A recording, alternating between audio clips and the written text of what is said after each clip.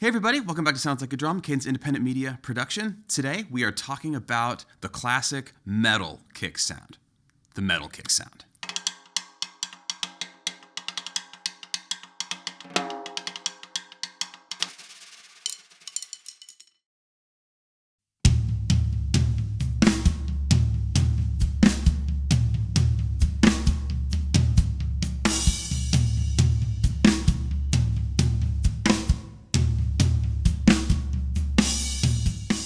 Now, if anybody's been watching our videos for a while, it's probably fairly clear that Ben and I are both not particularly metal players. We're appreciators for sure, but this isn't the type of music that we play.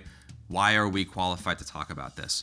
We're talking about sound more so than performance, and both of us have teched for metal sessions before where they used the kick sound on the record. I've also teched for ones where they've used different things like that. I've spent a lot of time with Mario from Gojira at their studio working on drum sounds, and there is a really specific thing that guys like that are looking for where it's not the same as like a session player where they have to have a lot of different sounds and they need to move between them. He knows exactly what he wants them to sound like.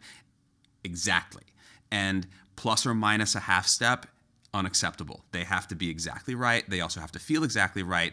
And they have to be the same every single take. And I'm talking about the notes of both heads. I'm talking about like a half a turn on one key. And it was true of the bass drums too. So it's really important to understand that like, just because we're not metal guys, it doesn't mean that we don't know how to make this sound. We've made it for people who are as discerning as they come. And, you know, take from that what you will, but I promise, like, this is a thing that we've done.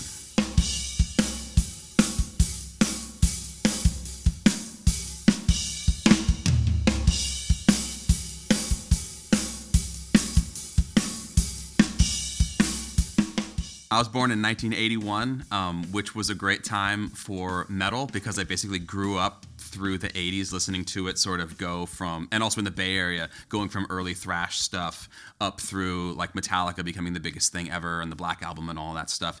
So this is, in my mind, like the original bass drum sound from when I was a little kid, really. And it's not one that I use very often. I never ended up in situations like that where I was actually performing with people in that style a lot, just a little bit. But I was always really enamored with this sound. And basically, it's one that we haven't explored here, so we decided to go deep on it today and maybe a little deeper than we have before on a single bass drum sound. Today, we're going to talk almost less about the tuning and more about like what constitutes that sound, because it's not just the tuning, it's also how you're hitting it and then a bunch of other things along the way that generate what we think of as that big, powerful, but also clicky and also subby and kind of scooped mids, like that whole thing. Now, you just got to hear basically the end result of what we got to today with this, but we're going to build it in the video starting from scratch, which is just an empty bass drum with the heads that we chose for this experiment. The batter is a clear Evans EQ3. The front is basically no front head. We used the one from a few weeks ago when we cut it out super wide because a lot of times, particularly in the 80s, this sound was made without a front head on the drum at all so that we could really get the attack, really get the punch, and not have to deal with a ton of resonance bouncing around the room, screwing up the other microphones, all that stuff. All right, let's go ahead and hear it as is.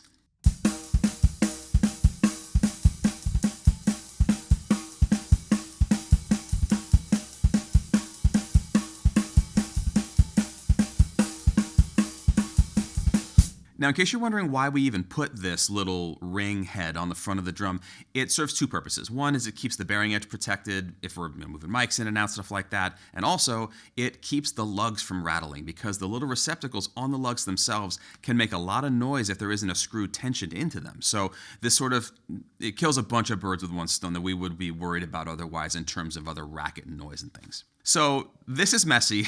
It is not even in the ballpark of what we're looking for here. But let me tell you where we're at. We have our pre-muffled EQ3 head on the batter side. It's just basically finger tight. It's a little above finger tight. If I press on it, you can see wrinkles everywhere. On the front, we have, again, basically no head at all. It's making no noise. It's contributing nothing to the sound at all. So now we need to start building this sound. Now, the first step is we have to put something in there because we don't want overtones in this situation. We want punch, we want low end, we want a lot of power just in the attack, and then not a lot else after the attack. So we're going to put a blanket in there.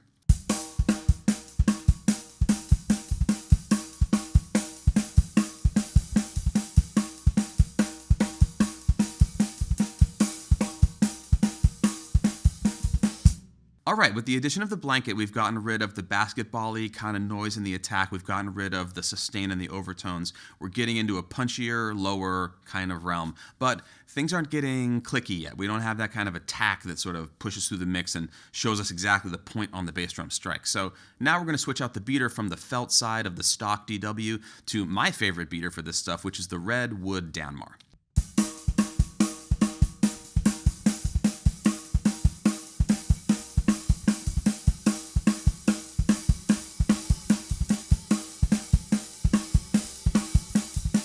Now we're starting to get somewhere. I want this to be even punchier. I want it also to be stabilized and not move around when I'm hitting this drum, maybe as hard as I can in some instances. So we're going to add our little friend, the Sandbag.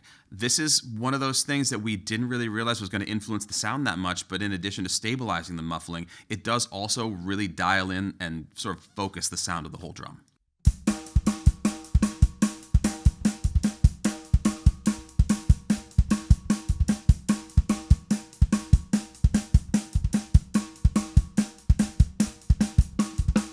All right, we've arrived at the drum setup that we're going to use today, and this is doing what I want it to do. Now, the next thing is we mostly are used to the sound coming from recordings. So once we've got the drum dialed in, we have to talk about how we're recording it. Today, we have the AKG D112, the old egg mic, up inside of the drum. Outside, we have an R3 Ribbon mic, and these two together make our single bass drum sound. It's a lot to ask of one mic to capture both the attack and punch, and then the tone and the warmth of the drum at the same time. So this is kind of the thing that goes on a lot for not just metal bass drums, but bass drums in general. One inside, usually a dynamic mic, one outside, maybe dynamic, maybe condenser, maybe ribbon, it depends. But they're doing two different jobs. They're ultimately going to be EQ'd differently, maybe compressed differently, and then brought together and mixed just for the bass drum sound alone. If you've ever seen any kind of tube of cardboard or foam coming off of the bass drum in photos, or if you've ever done this yourself, you may know that that's actually to protect those mics from the rest of the sound so that they can be just focused on the bass drum and not end up with a lot of cymbals and stuff in them. Now, we're going to introduce some EQ and compression into the mix and start to sculpt the sound inside of the computer.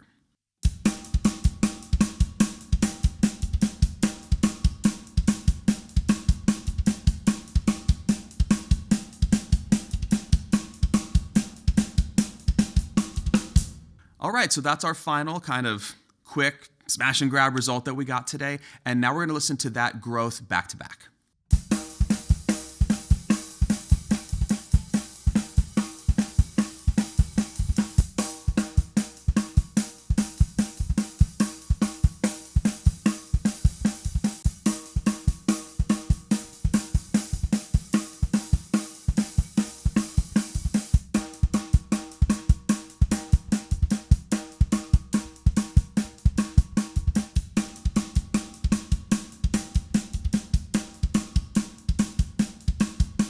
Now, at this point, it's really important to note that we are working with the same gear that we always work with here, whether we're doing like a jazz kind of tuning or whatever.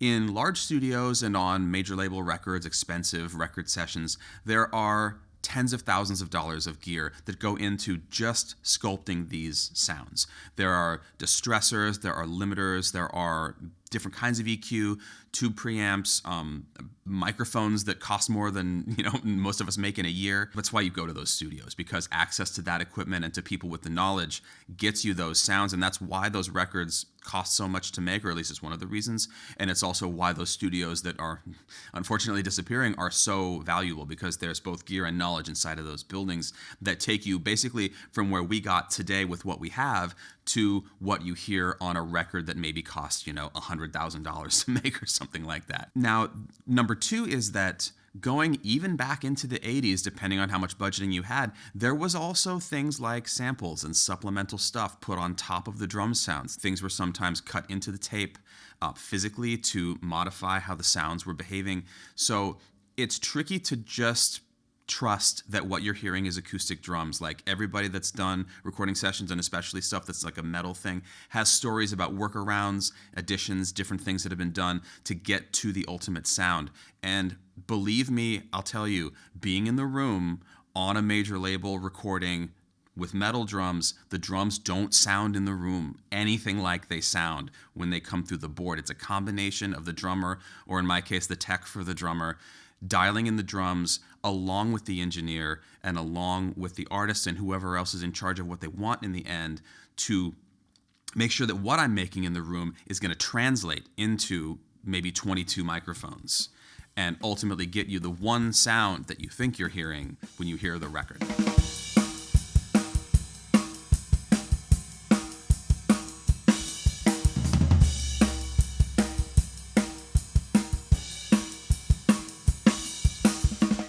A small aside about why even to do this in a world where you can buy a triggered sound that sounds exactly like what you want. People do that live too. I've seen Gene Hoglan's set up and stuff like that where they're actually triggering supplemental stuff live. There's lots of reasons to do that. Some of them are just to make the show or the recording session easier and more consistent. It's not about like making it a robot or something like that. And people that I know that do that, they are going out of their way really to just get a really good sound. And it's not about like fixing their playing or anything like that. For me, I like the feel of an acoustic drum with the movement of the air. And sometimes that's not acceptable in a room where, again, you have a gazillion mics and it's going to bleed into everything. Sometimes that can be problematic, especially if the player has a really heavy attack on the bass drums. It can make the tom sounds difficult to use. It can make some of the mics on the cymbals actually unusable, because you run into phasing and all kinds of stuff that's problematic. But on the other hand, some of our favorite classic sounds were made just with drums. And the samples that we use now exist because they come from people having a sound in their head that they love that wasn't synthetic initially and being like, I just want to get right to that sound. For me, the major thing about switching over to especially just a trigger in a performance or in a recording situation is that you're going to need to figure out how to make it still feel for you like you're playing all of the drums and that they're all real drums. If you have great in-ears or if you have great engineers that can give you enough of that, maybe like a shaker in your seat, that kind of thing, you can probably get close, but there's really no substitute for the physical feeling of the drum moving. And if the snare and the toms are all doing that and then the kicks aren't, it can feel awkward. It can feel kind of strange. It can be disorienting, especially if you're not used to it. I think that's why most people that do triggering on their kicks, they still use acoustic kicks, but they just use, like rim triggers that bolster the sound. And maybe they mic the real drum, maybe they don't, but to each their own. I think it's really important to know what you can get out of your actual drum first, though, before you start to supplement it with anything digital or anything like that.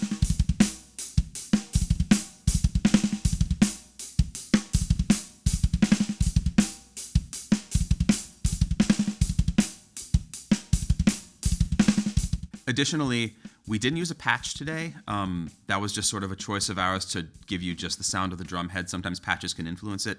But if you're going to be hitting super duper hard, no matter what drum head you're using, no matter how many plies it is, no matter who made it, you're going to get through it faster without a patch if you're hitting this way, and doubly so if you're using a hard beater with a small contact zone. There's already a little mark on this head just from playing it today. It's not broken or anything, but this is the type of situation where patches are actually super useful.